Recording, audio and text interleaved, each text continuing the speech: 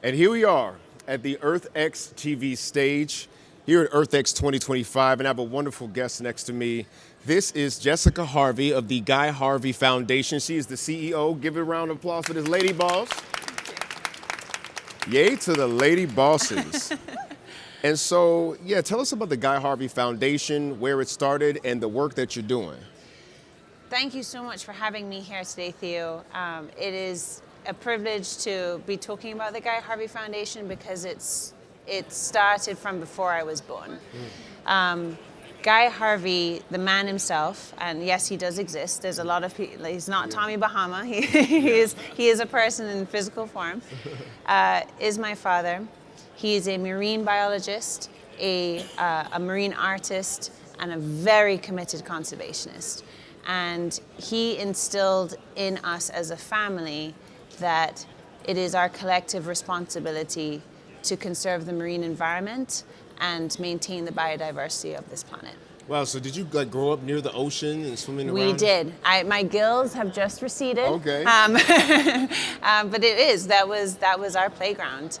And I didn't fully appreciate how lucky we were to have that growing up until being an adult and seeing what it is that we're trying to fight for on a daily basis. So you have personal experience with the ocean, not just the conservation work of your father. Have you personally seen the oceans change in your lifetime? Yes, I have, for the good and the bad.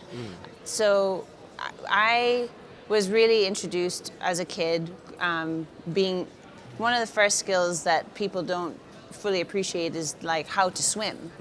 I'm coming from an island, you're surrounded by water, and the amount of people who don't know how to swim. Which island was that, by the way? Jamaica. Jamaica? Yeah. Yeah, exactly. I'm Respect. actually Jamaican, so that's amazing. Yeah. Yep. Okay. Yes, I am. All right. Yeah. So what parts of Jamaica are you from?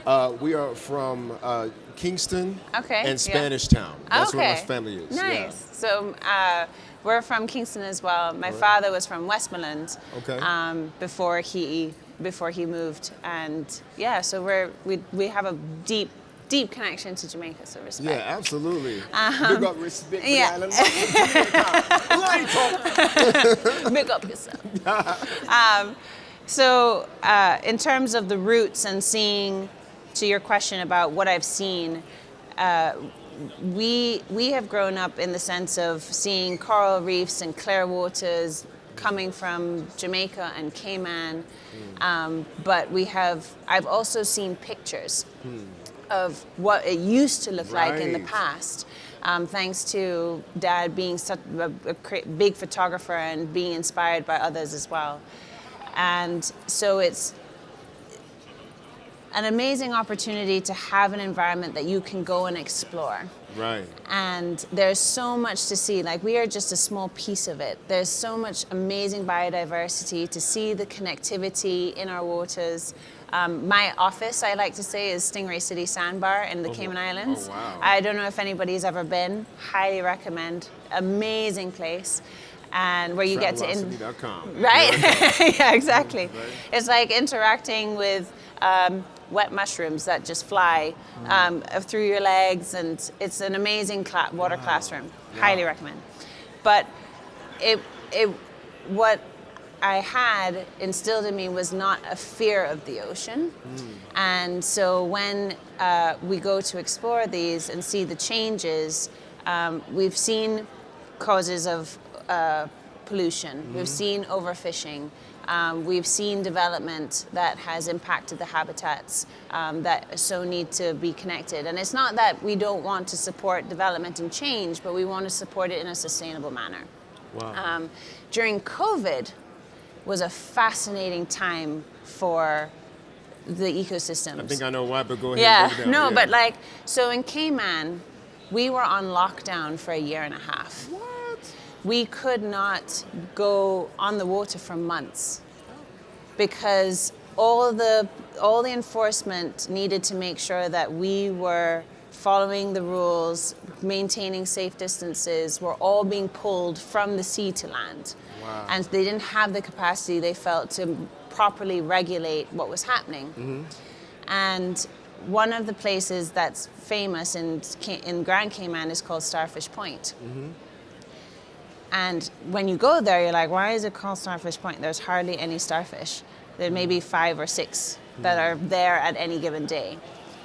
But during COVID, right, you had a few months of no traffic from people just enjoying the sandbar that's there, or boat traffic or anything. And a friend of ours who was able to be within the vicinity that you could walk, because you could only exercise outside of your house for an hour.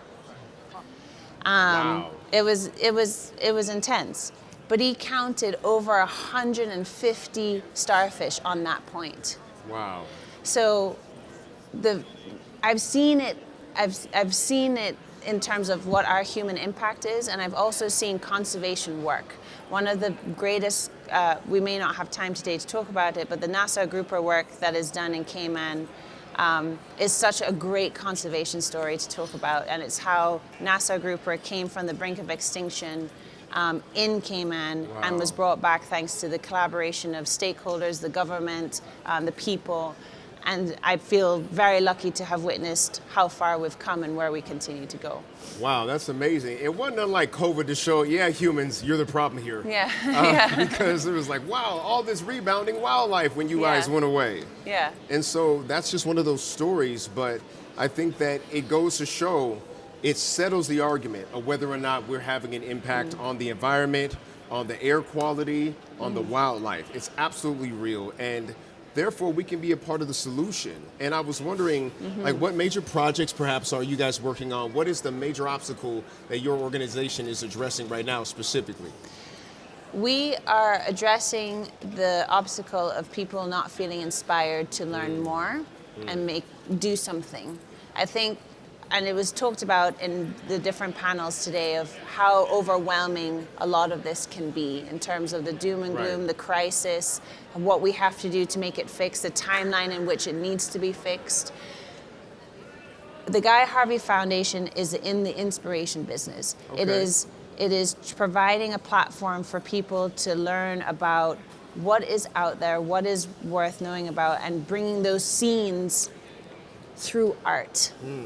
A lot of the research that we support on pelagic species in collaboration with our many partners focuses on species in the open ocean. So like tuna and sharks and billfish, and you can't see those kinds of animals in the aquarium. So how do you bring awareness to animals like that? And when they provide millions of dollars towards the economic engine because of recreational fishing and enjoyment, we want to inspire people to learn more and be a part of the solution.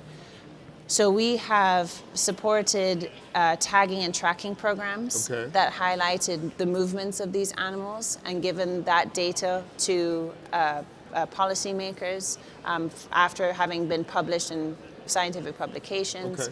We support educational programs by empowering educators to have resources for free to learn more about the marine environment, which is a lot of fun.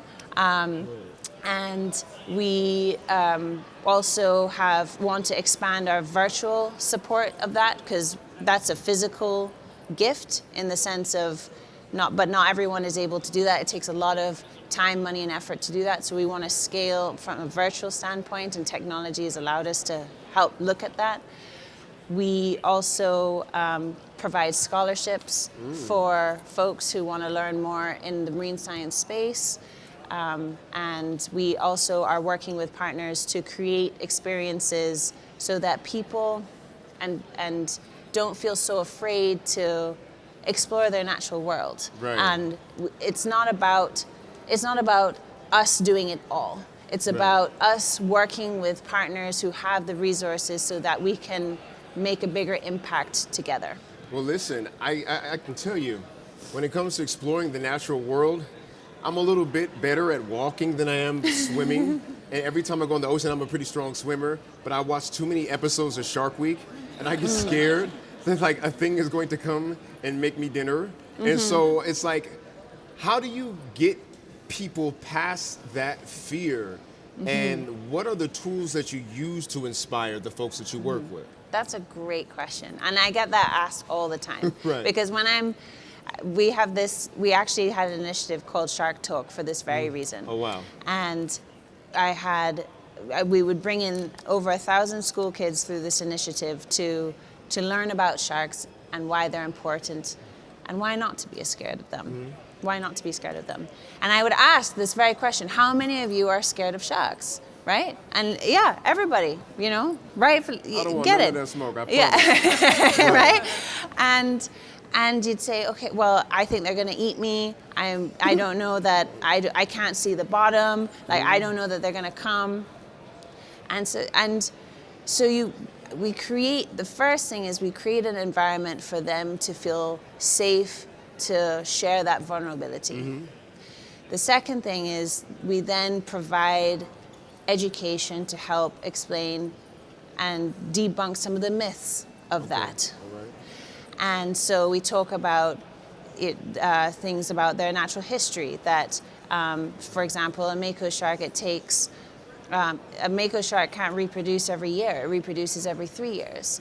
They're very important as keystone species that help balance the ecosystem. Right. They've evolved. There's over 500 species of sharks. I didn't know there were that many. Yeah. I mean, and you have a whale shark, which is the biggest fish out there. Yeah. Its throat is the size of a golf ball. And because it's a filter feeder. Because it's a filter feeder, right? Right. So you provide that the scene, the education, and you bring that through our video and create. We're very visual people, Okay. so you can't just. It's not about talking about it; it's about showing them as well. Right. And then they see us diving with them, and no one's being attacked. We Right. have a very respectful relationship in the sense that we are guests in their world. Yes, that's a start. Right? Yeah. So like when someone comes over to your house, if they were to throw trash around and kind of come into your personal space, Yeah. like how do you feel? I'm going to want to bite them. Right. Exactly. But Right. if we were to give each other respectful space, Yeah.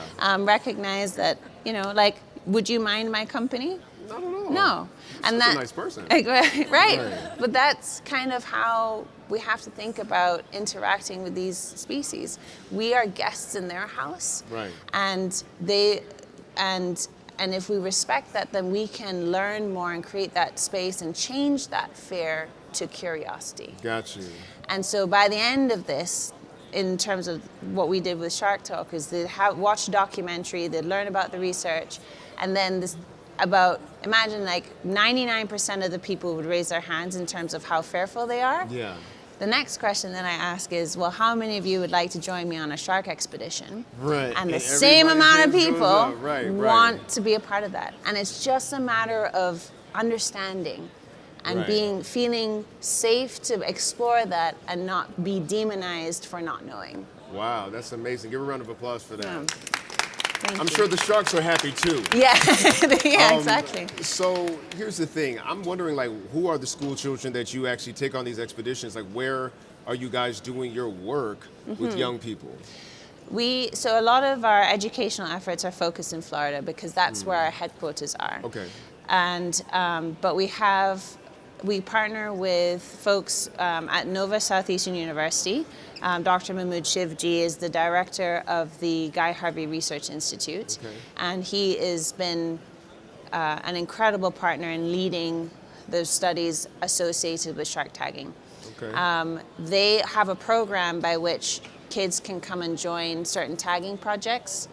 So I encourage people to have a Right. look at that for sure. I'm actively trying to increase the participation for folks to develop skills in the marine career in marine careers. So if we have sponsorship support, we try to bring participants on these expeditions Okay. so that they can see firsthand how we collect data, why science alone is not the answer. it's how you have to work on communicating with people. You have to make it fun. You have to be able to talk with different partners and guests to articulate what you've learned and why it's important. We have the conservation education program, which helps support field trips. So I'm going on a field trip? yeah, Who remembers field trips? Yeah, right. I love field trips. Go ahead. But to that point, did you go on a lot of field trips as a kid? Yeah, I'm in Colorado, so they were all up in the mountain Right. areas. There's no sharks up there, but yeah. Right, but There were bears. But how often did you go on a field trip? Not often enough. I wanted field trips to be like a weekly thing, but maybe about once or twice a semester we would go on one. Yeah. And why is that though? Why was it only a weekly thing? Well, because I went to public school, and there was a funding thing, but also I think that the most important thing about teaching kids is that most kids, and I still am, a kinesthetic learner. So you have to teach them with things that like they can actually hold and feel and be real to them, and it holds their attention spans as well. 100%. Yeah. So I mean, listen, you're doing amazing work, and we're about to wrap up here. But let us know, where can we find you? What platforms are you on so that we can also get inspired? Thank you. GuyHarveyFoundation.org is our main website. GuyHarveyFoundation.org. Yeah, there's a lot of information about what we do, how to help, how to. We want to inspire people to be ocean ambassadors, and everyone has an opportunity to do so. We are on LinkedIn, we're on Instagram, we're on YouTube, all under Guy Harvey Ocean or Guy Harvey Foundation. And we would love to hear from everyone. There's a lot of projects that we're excited to and we're starting right now as a foundation in Florida, but we're looking to expand and give the opportunities to beyond Florida. We're in 42 districts in Florida right now. I'm here in Texas to learn more about what everyone is working on and how we can help add to that. Being from the Caribbean, super important that we can help expand that. So I encourage anyone to have a look. And we also have Amazon Prime documentaries. So if anyone's a subscriber, Guy Harvey, there's 20 different documentaries on there that focus on different research. And there's a teacher catalog. So if anyone knows educators, look on that for free and see. And you can start incorporating that into your lessons right now. So we're here to help however we can. Absolutely. Yeah. This has been Jessica Harvey, the Lady Boss CEO of the Guy Harvey Institute. And we appreciate you coming here, Thank you so much. your knowledge with us.